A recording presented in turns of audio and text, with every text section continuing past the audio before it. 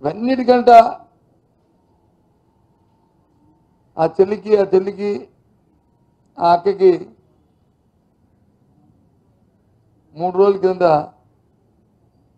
ముఖ్యమంత్రి గారు ఒక సమావేశం మాట్లాడుతూ ఓ జలక్కిచ్చారు. ఏ రకంగా వాళ్ళకి ఎంత ధైర్యంగా మోసం చేయడానికి ప్రయత్నం చేసిన మాట ఏం చెప్పారంటే, ఏదైతే ఆడబిడ్డ నిధి అని ఎన్నికల్లో మాట ఇచ్చారో ప్రతి మహిళ 18,000 నిండిన చెల్లికి 59 సంవత్సరాలు ఉన్న మహిళ లోపల నెలకి 1,500 రూపాయలు ఇస్తానని చెప్పారు ఆడబిడ్డ నిధి.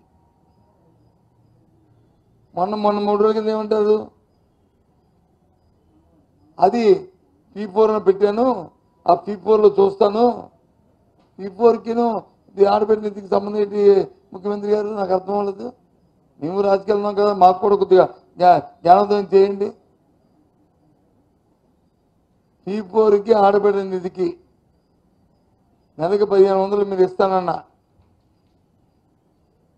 సంవత్సరానికి 18,000 రూపాయలు ఇస్తానన్నా. ఇప్పటికే ప్రభుత్వం వచ్చి 12 నెలలు అయ్యి సుమారు 1,50,00,000 మంది ఎంతో అర్హులు ఉంటారు. కొన్ని అంకె అంతే తమనేయండి, సుమారు 1 కోటి పైనే ఉంటారు. మేము 1,50,00,000 అంటాం, మీరు 1,30,00,000 అంటారు, లేదా 1,20,00,000 అంటారు, లేదా 1,60,00,000 అంటారు. ఎంత ఉన్నాయండి? ఏది 12 నెలలు అయిపోయిన తర్వాత ఏం చెప్తారు? ఇప్పుడు P4 కంటే దానికి లింక్ పెడతారు. P4కి లింక్ ఏంటి? P4 ఏంటి, ఇదేంటి?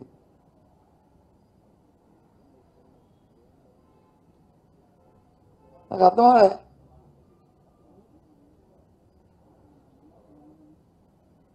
అంటే స్ట్రెయిట్గా ఆ సోదరి మనల్ని, ఆ అక్కని, ఆ చెల్లిని, ఆ తల్లిని స్ట్రెయిట్గా వాళ్ళు వచ్చి మోసం చేసినట్టు కాదా అని ప్రశ్నిస్తున్నాను ఈ ప్రభుత్వాన్ని. దీనికి సమాధానం చెప్పాల్సిందిగా ఈ కూటమి ప్రభుత్వాన్ని అడుగుతున్నాను. ఏం చేస్తారు మీ మిత్రపక్షాలు, మీ తాలూకా మీ విధానం ఏంటి చెప్పండి అడుగుతున్నాను.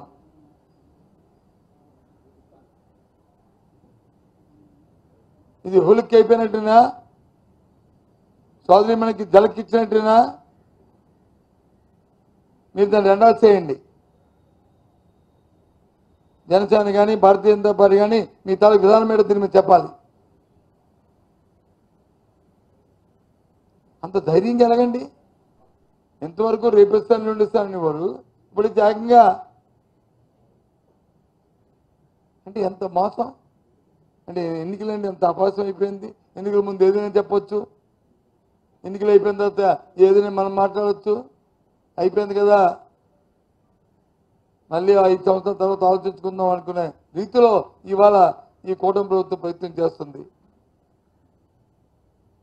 ఈ రాష్ట్రంలో ఉన్న అక్కచెల్లెలు ఉన్న అందరినీ, ప్రతి మహిళని కూడా ఆలోచించమని కోరుతున్నాను.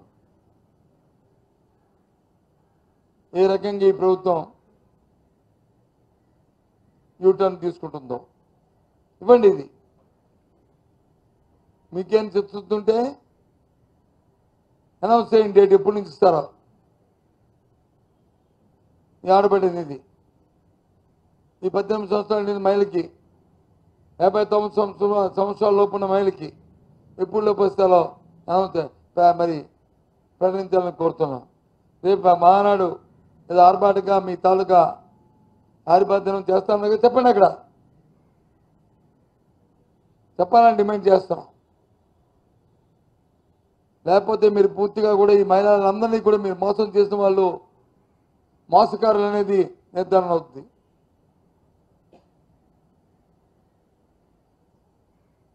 అందుకే ఇవాళ మిమ్మల్ని అందరినీ పిలిచాం.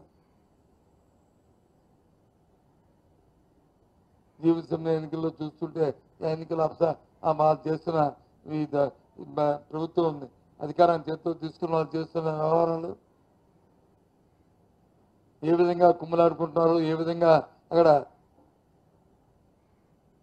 ఆ విషయాలు అవన్నీ చూస్తే జోగోత్సవంగా ఉన్నాయి చూడడానికి, వినడానికి కూడా. సంఘటనలన్నీ వినకూడనివి, చూడకూడనివి, పార్టీలో జరగకూడదు జరుగుతున్నాయి కాబట్టి వాటిని తీవ్రంగా మా నిరసన తెలియజేస్తూ పాపం నష్టపోయారు ప్రజలు. విశాఖపట్నం ప్రజలు అభివృద్ధిని నోచుకోలేకపోతున్నారు. దగ్గర 6 నెలలు ఉంటుంది మున్సిపల్ కమిషన్ లేక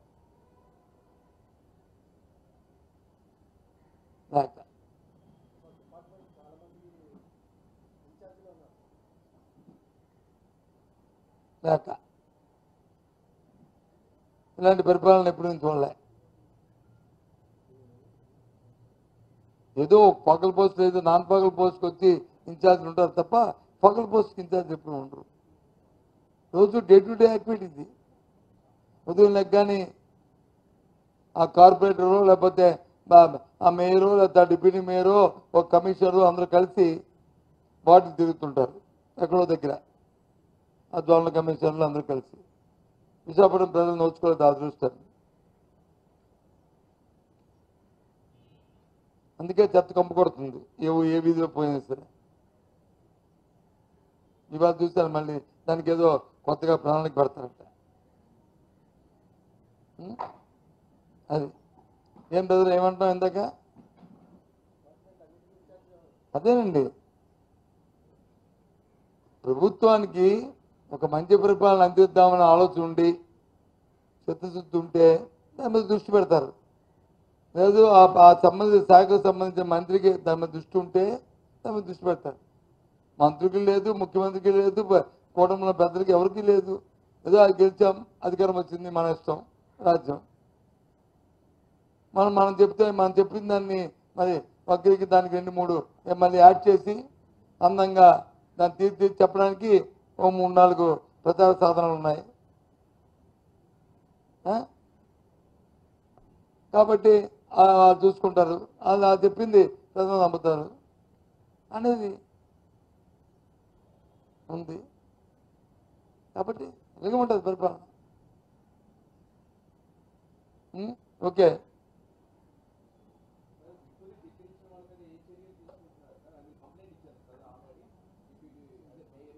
దురదృష్టం ఏంటంటే మేయర్ ఎన్నికల్లో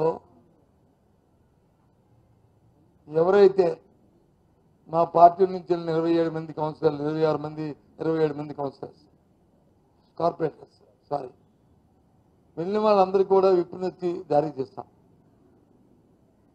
చట్టంలో నిర్దేశించింది. దాని మీద వచ్చి ఎన్నికల అధికారి 10 రోజుల్లో దాని మీద స్పందించి వాళ్ళకి నోటీస్ ఇచ్చి ఆ నోటీస్ ప్రకారము మళ్ళీ మాకు తెలియజేయాలని, మరి నిర్ధారించిన తర్వాత వాళ్ళని ఆ పదం నుంచి తొలగించాలని చట్టంలో క్లారిటీగా ఉంది. కానీ మేము ఫస్ట్ నోటీస్ ఇచ్చాం, అన్నిటిని కూడా ప్రతిదీ కూడా ఇప్పుతో వాళ్ళకి ఏదైతే చట్ట ప్రకారం ఉన్నది వాళ్ళ ఇంటికి అంటించాం. కొందరికి అందరికీ వాట్సాప్లో పంపించాం. వాళ్ళు కుటుంబ సభ్యులకి ఇచ్చాం, సంతకాలు తీసుకున్నాం, ఫోటోలు తీసాం, అన్ని సాక్ష్యాలతో ఇచ్చాం ఎన్నికల అధికారికి. దాని తర్వాత 2-3 రిమైండర్లు కూడా ఇచ్చాం. కానీ స్పందన లేదు, క్షేమ కుట్టినట్టు కూడా లేదు.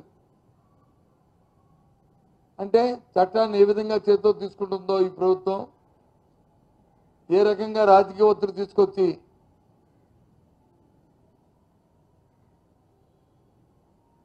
చట్టాలు ఇంప్లిమెంట్ కాకుండా చూస్తుందో దీనికి ఉదాహరణ మీరు అడిగారు.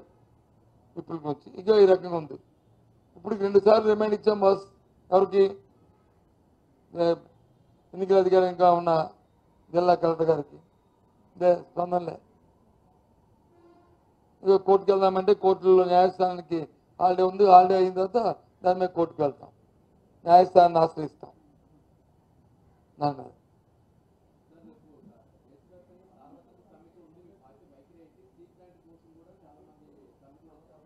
ఏదమ్మా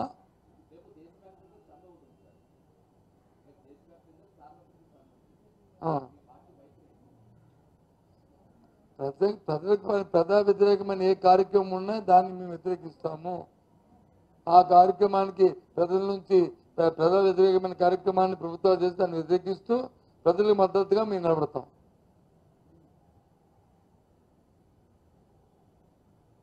అందులో రాజీ లేదు. మా ప్రతిపక్షంతో వాళ్ళకి బాధ్యత అది. అంటే స్టీల్ ప్లాంట్ ప్రైవేటీకరణ చేస్తే ఒప్పుకుంటాం. సాక్షాత్ ఆ రోజు మోడీ గారి ఇక్కడికి వచ్చినప్పుడు దయాస్ మీద నుంచే మా మా మా పార్టీ అధ్యక్షుడు ఆ రోజు చెప్పారు కదా, అదే మా స్టాండ్.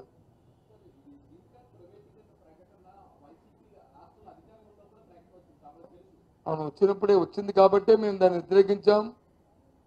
వ్యతిరేకించాం. సాక్షాత్తు ప్రధానమంత్రి ముందునే చెప్పాం, దాన్ని ఆపాం.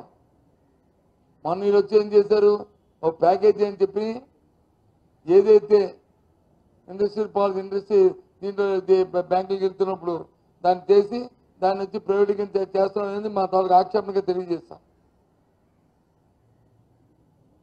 ఈ ప్రభుత్వానికి చిత్తశుద్ధి లేదు ఉంటే సాక్షాత్ ప్రధానమంత్రి ఎందుకు అడగలేదు?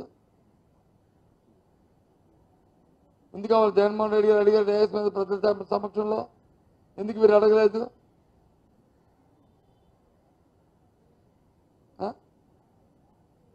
తెలిసిపోతుంది కదా అది వైఖరి ఏంటి అనేది. ఆ రోజు పెద్ద అట్టాసంగా అమర నిరాధ చేసిన వాళ్ళు మరి ఇప్పుడు ఎందుకు దీక్ష చేయట్లేదు? సరే, ఆవిడ తాలూకు చిత్తశుద్ధితో ఉంటే మేము మా తాలూకు కార్యక్రమం చెప్పాం కదా, స్టీల్ ప్లాంట్ దాన్ని కాపాడుకోవడానికి దేనికైనా ఎంతవరకు అయినా సరే మేము సిద్ధం. ఆవిడకి చిత్తశుద్ధి ఉంటే, లేకుంటే ఏదో దీనికోసమే టోకెన్ కోసం చూస్తే మాకేంటి?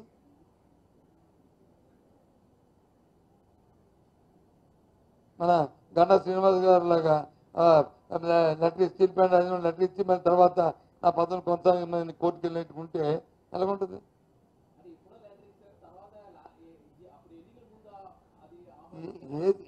ఏది ఎప్పుడు ఇచ్చిన సందర్భం దేనికి ఇచ్చాం? ఆమోదిస్తే ఏంటి? సందర్భం దేనికి ఇచ్చాం? నేను అడుగుతుంది అది. అలాగే ఉండకూడదు. నిరాదీక్ష చేస్తే సిద్ధి ఉండాలి.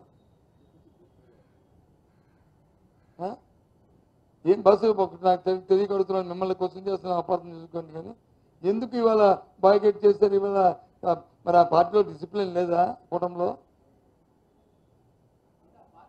అంతర్యుద్ధం ఉందా? వైసీపీ నుంచి వెళ్ళారు అంటే వెళ్ళి 26 మంది ఇవాళ బాయ్కట్ చేస్తారా? నాకు తెలియకూడదు, నాకు తెలియదు. అందుకని ఎవరు వెళ్ళారు ఎవరు వెళ్ళారు అడగలేదు. కానీ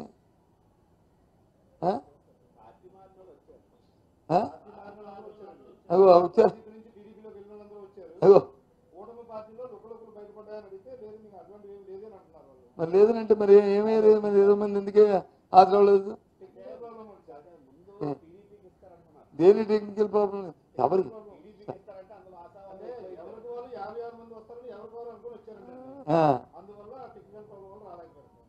56 మంది ఎవరు కూడా వస్తారని